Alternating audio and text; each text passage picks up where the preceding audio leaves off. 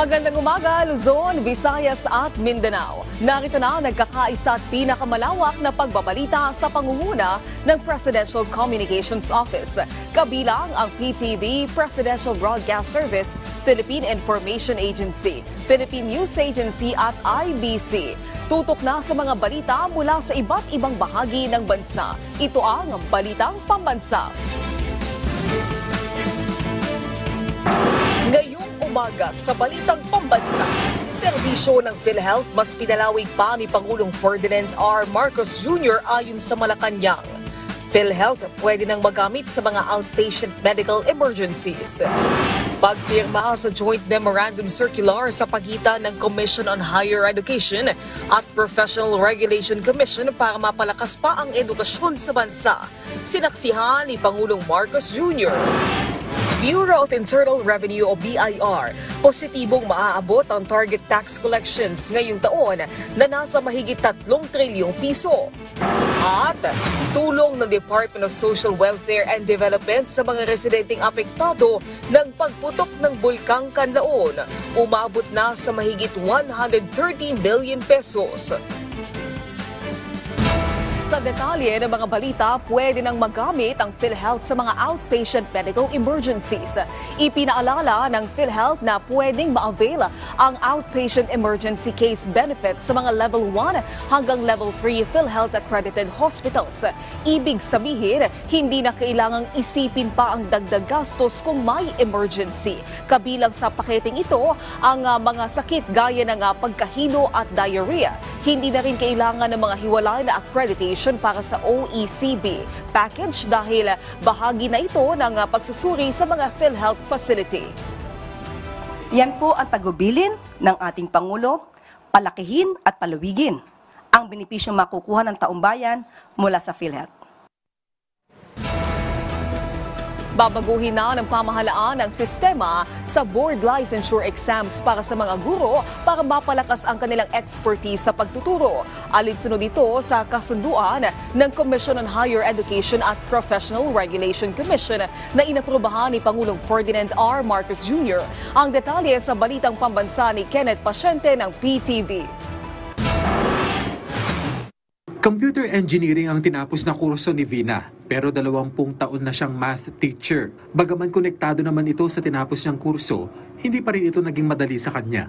Yung mga educators kasi, di ba, meron silang practice teaching. So, sa kalagayan ko kasi, hindi naman ako dumaan ng practice teaching. Ayan. So, yun, nung sumabak na kaagad ako sa field, so medyo, parang culture shock sa akin kasi syempre hawak ko kaagad mga bata. Isa lamang si Vina sa maraming mga guro ang may ganitong kwento.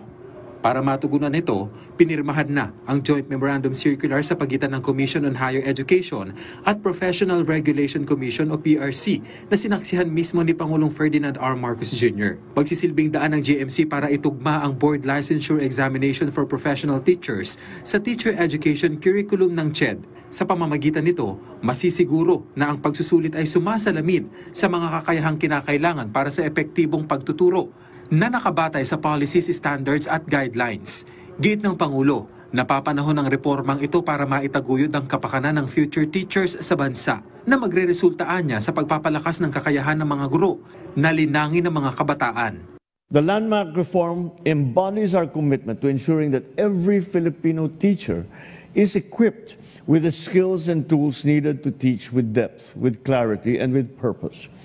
It is a vital step towards raising the quality of education for our present and, most importantly, our future generations. Paraan din niya ito para matugunan ang mababang passing rate sa licensure examination for teachers.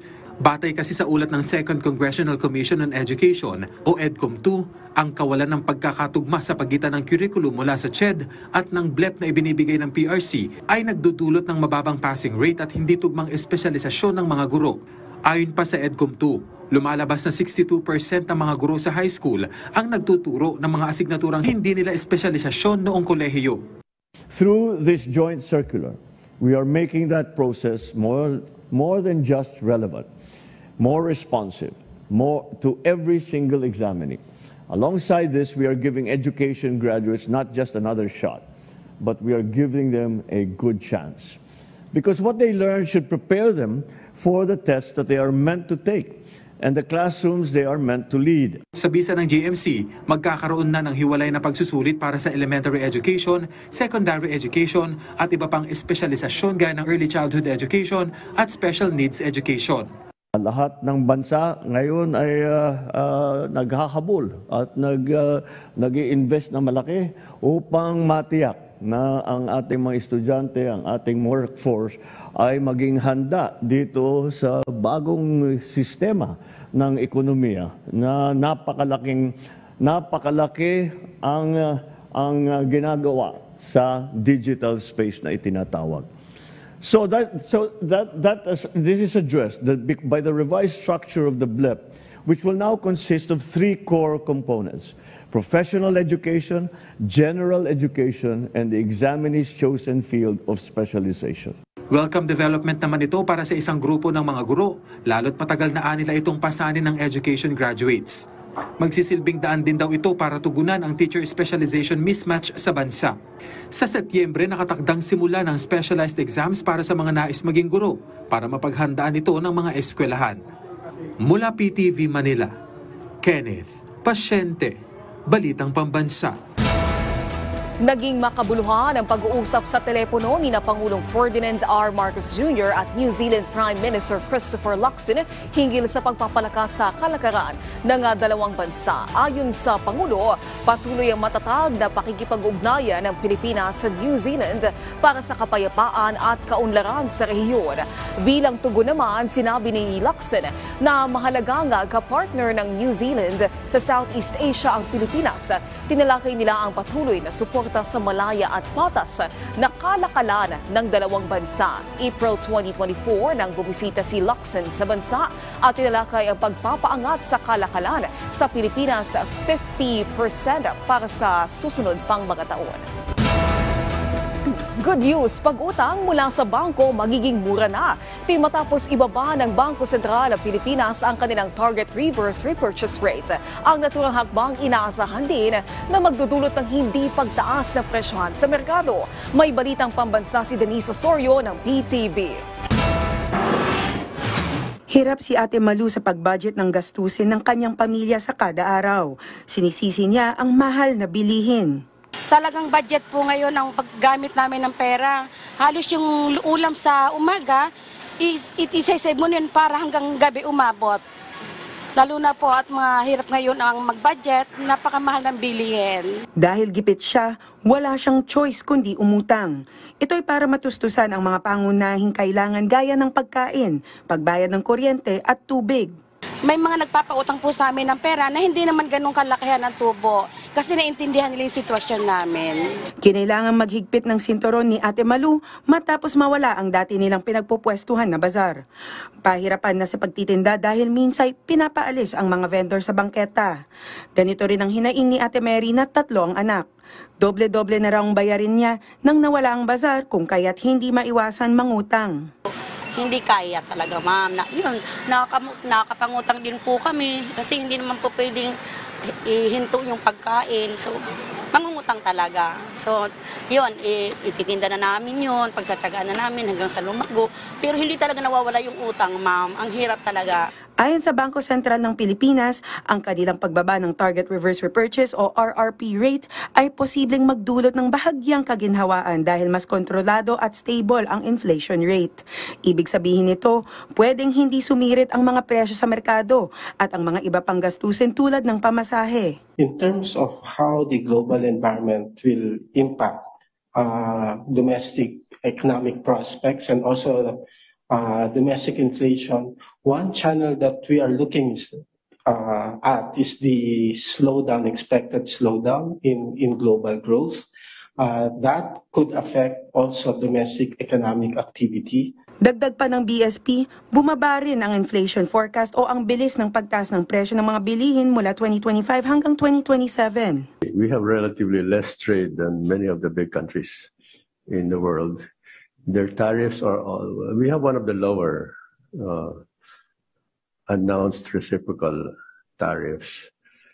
So it will be disruptive to us, but not as disruptive to some of the major trading countries. Mas magiging mura rin ang pautang mula sa bangko, kung kaya't good news ito para sa mga nangangailangang mag-loan para sa motor, bahay o small business. Hindi man instant ang epekto, positibo naman ang direksyon ng pagbaba ng RRP rate para sa mas murang bilihin at mas maraming oportunidad. Mula sa PTV Manila, Denise Osorio para sa Balitang Pambansa. Pinulong na ni Pangulong Ferdinand R. Marcos Jr. ang kanyang economic team kaugnay ng epekto ng global tariffs sa ipinataw ng Amerika. Sa press briefing sa Malacanang, binanggit ni Special Assistant to the President for Investment and Economic Affairs, Secretary Frederick Go, ang mga sektor na maaapektuhan ng taripa. Sinabi ni Go na personal siyang pupunta sa Amerika para makipag-usap sa United States Trade Representative. Kinumpirma rin ni Go na kasalukuyan ng nakikipagpulong ang economic team sa counterparts nito sa ASEAN upang mapag-usapan ang impact ng US tariffs sa ASEAN region. Tatalakayin din ni Secretary Go sa Pangulo ang utos ni US President Donald Trump na 70 araw na pagpapatigil sa lahat ng reciprocal tariffs maliban sa China. We have reached out to the United States Trade Representative or ang USTR na tinatawag. Ang office po na ito yung responsible for all these trade tariffs, no? So we've reached out to the USTR and we have communicated with them our desire to engage in a meeting or dialogue with them, and they have positively responded. So I will be scheduling a trip to the United States to meet with the USTR soon. Ulat mula sa PNA, nilinaw ng mga economic ministers ng Association of Southeast Asian Nations na hindi sila gaganti sa mataas na taripa na ipinapataw ng Amerika sa iluluwas silang mga produkto.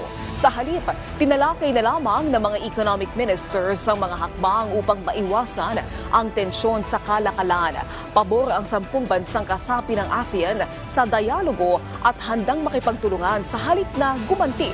Babala lang ng mga economic ministers, walang katiyakan at magdudulot ito ng malaking hamon sa negosyo, lalo na sa mga micro, small and medium enterprises at posibleng kapusin ang supply ng mga produkto ng mga bansa. Magugunitang pinapatawa ng Amerika ng mataas sa taripa ang ibang bansa sa ASEAN, bagamat nasa 17% lang ang taripa sa export ng Pilipinas at 10% naman sa Singapore. Bureau of Internal Revenue o BIR, positibong maaabot ang target na tax collections ngayong taon na nasa mahigit 3 trilyong piso. Pagpa-file ng 2024 income tax return hanggang April 15 na lang. Ang detalye sa Balitang Pambansa ni Alvin Baltazar na Radyo Pilipinas. Kumpiyansa ang Bureau of Internal Revenue o BIR na maaabot nito ang target tax collection ngayon 2025. Sa Bagong Pilipinas ngayon, sinabi ni BIR Commissioner Romeo Lumagi na kumpiyansa silang makukuha ang 3.23 trilyong piso na target na makolekta ngayong taon. Sinabi ni Lumagi na sa lahat ng mga programa na kanilang ginagawa at tulong ng mga empleyado ay kayang makamit ang itinakdang tax collection. Kumbinsido rin sa kabilang banda ang BIR Chief na marami na din namang nakikipagtulungan na taxpayers at nagbabayad ng tamang buwis. Kaugnay nito ay pinahayag ng BIR Chief na maganda ang naging koleksyon sa unang 3 buwan ng 2025. Tingin naman po natin ay makakamit natin ang collection target ngayong taon na to. In fact, first few months, itong January, February hanggang March, ay maganda ang naging collection po natin. Samantala ay wala ng extension pang ipatutupad ang BIR para sa pagpa-file ng ITR o Income Tax Return. Pagbibigay din ni Lumagi Jr., mayroon na lamang hanggang Abril 15 ang mga dapat magain ng ITR o hanggang sa darating na Lunes. Pebrero pa lamang, sabi ni Lumagi, ay nagsimula na nilang ikampanya ang maagang paghahain ng income tax return bukod pa sa pinalawig ang pagbabayad ng buwis sa mga bangko na nagsisimula ng alas 8 ng umaga hanggang alas 5 ng hapon. Dagdag ni Lumagi na nagbukas pa nga sila noong nakaraang Sabado ng kanilang tanggapan at kanila pa din itong bubuksan sa araw ng bukas. Ito'y para magbigay ng asiste ang mga magpa-file ng ITR at pagbabayad sa mga returns. Wala na pong extension, ang deadline po natin ng pag-file ng 2024 annual income tax returns ay ngayon pong April 15, 2025. Wala na pong palugit, ulitin po natin dahil nagsimula na po tayo ng kampanya ng as early as February. Para sa Balitang Pambansa, Alvin Baltasar ng Radyo Pilipinas. Pumalo na sa 1.6 billion pesos ang danyo sa agrikultura sa Canlaon City ng pagsabog ng Bulkang Canlaon. Humihingi na ng tulong ang lungsod para makatuwang sa pagbangon sa kanilang sitwasyon. May Balitang Pambansa si Jessie Atienza ng PTV Cebu. Kilala at sagada ang lungsod ng Canlaon sa malalaking mais. Inakyat ng PTV News Team ang balabunduking bahagi ng syudad. Dito, makikita ang sakahan ng mga residente. Itong kinatatayuan ko ngayon ay sakop ng Barangay Masulog sa Canlaon City at napapaloob ito sa 4 to 6 kilometer danger zone kaya naman may PNP border checkpoint dito. Bawat araw ay binibigyan ng limitadong oras sa mga residente na makabisita sa kanilang mga bahay at asikasuhin ang kanilang mga pananim simula alas 5 ng umaga hanggang alas 5 ng hapon. At bago magpatak ang alas 5 ng hapon ay kailangang lisanin na nila ang lugar na ito at bumalik sa kani-kaniyang mga evacuation camps. Ganito na ang sistema dito magmula nung buwan ng Disyembre. At mula nga dito ay tanaw natin ang Bulkang Canlaon na ayon sa FIVOX, nasa alert level 3 pa rin ang status. Kabilang sa mga malapitang nakasaksi sa panibagong pagputok ng bulkan ang magsasakang si Lucrecio. Ang mga tao sir pertigyon dalaganay sa mga tao.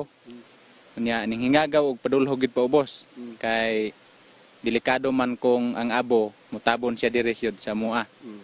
Nya una ginamo sir nga nagpasalamat gid mis Ginoo nga bisan kapila na siya nahitabo nga nibuto pero wa gid minadamage din tungod kay tingali gid panalipdan pud mis Ginoo nga ang abo dili gid siya makaabot dire nya usa na ning bakwit gid mi. Ayon sa alkalde ng Canlaon City, pumalo na sa 1.6 billion pesos ang damage sa kanilang agricultural products. We are imposing the law when it comes to volcanic eruption management, but I think we need also to innovate as of now. It's because the government have spent a lot of resources and there is a lot of losses in the livelihood of the constituents. Now, in Canlaon City, starting June last year and up to the present, we have a computation of, as of now, I think it reaches 1.6 billion losses of production when it comes to our production in vegetables. Patuloy naman ang tulong na ibinibigay ng lokal na pamahalaan, DSWD at Office of Civil Defense. 10 buwan nang nakikipagbuno ang mga residente sa banta ng bulkan. Mula sa Canlaon City, Negros Oriental, Jessie Atienza para sa Pambansang TV sa Bagong Pilipinas. Mariing pinabulaanan ng Department of Social Welfare and Development ang ulat na nagkukulang ang mga inihahanda nilang family food packs para sa mga apektado ng pagputok ng Bulkang Canlaon. Nananawagan din ang ahensya para sa karagdagang volunteers para sa pag-repack. Si Noel Talakay ng PTV para sa Balitang Pambansa. Sapat naman ang mga tao sa mga production hubs ng family food packs ng Department of Social Welfare and Development o DSWD. Ito ang nilinaw ng tagapagsalita ng ahensya na si Assistant Secretary Irene Dumlao matapos manawagan ang ahensya ng volunteers para tumulong sa pag-repack ng mga family food packs. Actually, Noel, ang yung pagtawag natin for volunteers ay hindi po nangangahulugan na nagkukulang po yung pong ating items. Actually, pinaiigting po ng DSWD yung pong pag-preposition natin ng mga goods. Hindi lamang po para pangtugon sa eruption ng Mount Canlaon, pero para din po doon sa paghahanda ng iba pong mga disasters, emergencies na maaari pong kaharapin ng ating pong bansa. Sa isang family food pack, pang 3 araw ito, isa-isang linggo, 2 hanggang 3 family food pack ang matatanggap ng isang pamilyang may 5 miyembro. Mahigit 12,000 na pamilya na ng Negros Island Region ang apektado ng pag-alboroto ng Bulkang Canlaon. Ang lahat ay natulungan habang nananatili sa mga evacuation centers. Pagtitiyak naman ng DSWD, Handa po ang DSWD na magbigay ng augmentation support sa mga local government units. Sapat po ang ating mga resources.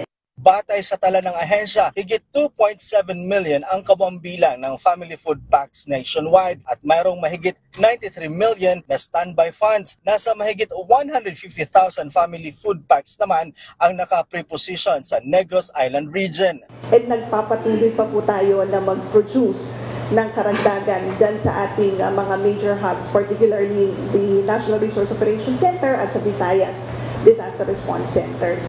May babala naman si Dumlao sa mga politiko na mananamantala sa mga family food packs. Git ni Dumlao, bawal itong itamper para palitan o bawasan ang laman nito. Base na rin sa batas na Philippine Disaster Risk Reduction and Management Act of 2010.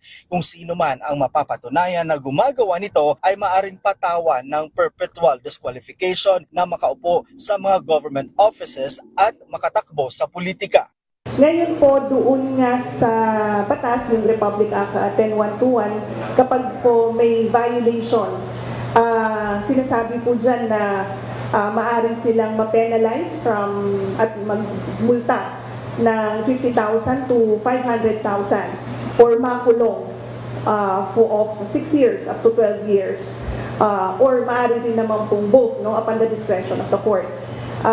Including po yung perpetual disqualification from public office. Mula sa PTV Manila, Noel Talakay para sa Balitang Pambansa. Umabot na sa mahigit 132 milyong piso ang naipabot na tulong ng Department of Social Welfare and Development o DSWD sa mga apektadong pamilya at individual na nagpapatuloy na pag-aalboroto ng Bulkang Kanlaon. Ayon kay DSWD Disaster Response Management Group Secretary or Assistant Secretary Irene Dumlao, binubuo ang mga naipamahagi ng higit 100,000 family food packs at higit 20,000 naman sa non-food items. Mayroon ding 28,000 piso na naipamahagi at natulungan ng Assistance to Individuals in Crisis Situation o AICS. Naghanda na rin ang hensya ng community kitchen sa mga apektadong lugar, partikular na sa evacuation centers. Samantala, hanggang kahapon, umabot na sa halos 50,000 mga individual ang direktang naapektuhan ng pagputok ng Bulkang Kanlaon. Office of Civil Defense binigyang diin ang kahalagahan na masiguro na matibay at kakayanin ng mga infrastruktura ang malakas na lindol. Kasunod kasi ng nangyaring malakas na lindol sa Myanmar, iginiit ng otoridad na mahalaga ring matiyak ang kahandaan ng bansa lalo't sinasabing hinug na ang West Valley Fault na kayang makalikha ng magnitude 7.2 na lindol. Ang naturang lindol, pinaniniwalaan na lubhang makakaapekto sa Metro Manila at karating na mga lugar. Kasama ito sa naisin sa isinasagawang Second Earthquake Preparedness Summit na dinuluhan ng iba't ibang ahensya ng pamahalaan. Ayon kay Office of Civil Defense Administrator Undersecretary Ariel Nepomuceno, isa itong complex solution, lalo't kabilang dito ang mga private structure na hindi isakop ng pamahalaan. Giit ni Nepomuceno, ang mga istruktura ang magsisilbing first line of defense oras na tumama ang malakas na lindol bago pa maisagawa ang duck cover and hold na kasama sa sinasanay sa quarterly National Simultaneous Earthquake Drill. How to request and be able to get a clearer picture insofar as how many buildings are really strong enough to withstand strong earthquakes like the big one, and how many buildings are weak that would need retrofitting or engineering solutions. Ipinagdiriwang kahapon April 10 ang ika-50 taong anibersaryo ng Pilipinas at bansang Morocco. Ayon kay Philippine Ambassador to Morocco Leslie Baha, lalo pang lumakas ang pagiging magkaibigan ng Pilipinas at Morocco matapos ang 5 dekada. Simula nang buksan muli ang Philippine Embassy sa Rabat noong 2020, natukoy na ng dalawang bansa ang mga susi sa kooperasyon. Kasama na ang pakikipagkalakalan, labor, education at palitan ng mga kultura. Samantala, nagpaabot naman ng pagbati kay King Mohammed ang VI ng Morocco si Pangulong Ferdinand R. Marcos Jr. sa ika-50 taong anibersaryo ng diplomatikong relasyon ng Pilipinas at Morocco. Ayon sa Pangulo, hindi lang ito pagbabalik tanaw sa mga nakamit na tagumpay sa mga nakalipas na 5 dekada, kundi hudyat ng patuloy na pakikipagkaibigan sa mga susunod pang 50 taon. Nananatiling matatag ang presyo ng isda sa bansa habang papalapit ang Semana Santa ayon sa Department of Agriculture o DA. Ayon kay DA spokesperson Assistant Secretary Arnel de Mesa, simula ng nakaraang buwan, nananatili ang presyo ng mga pangunahing isda gaya ng bangus at tilapia.